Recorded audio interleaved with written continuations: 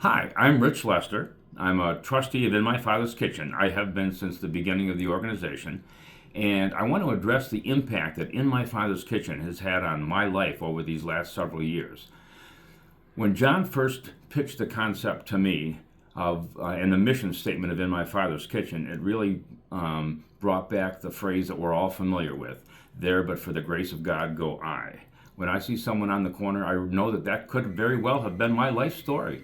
When I was 19 years old, I lived in an apartment without electricity, the rent wasn't paid, and I sought to survive on $2.12 a day.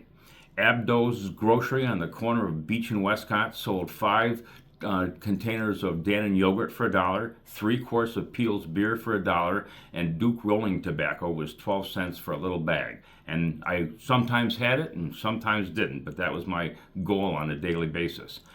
Now, the phrase that really affected me was, "You're not invisible."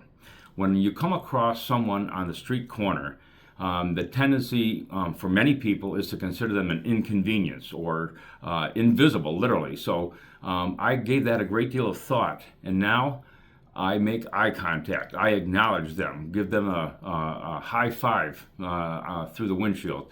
And I look at them and I realize that person could be a veteran.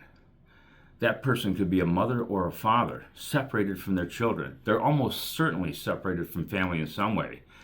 They may very well be addicted, and they might die from suicide this year or some other manifestation on the streets. But also, like 400 other people, they might make a relationship with In My Father's Kitchen, transition into permanent housing, and have their lives changed forever. Since the beginning of this organization, God has moved on my heart to contribute financially, and I continue to do so. I would urge you to consider the impact that your giving could have on real people on the streets of Syracuse, and generously give to In My Father's Kitchen on this night of change.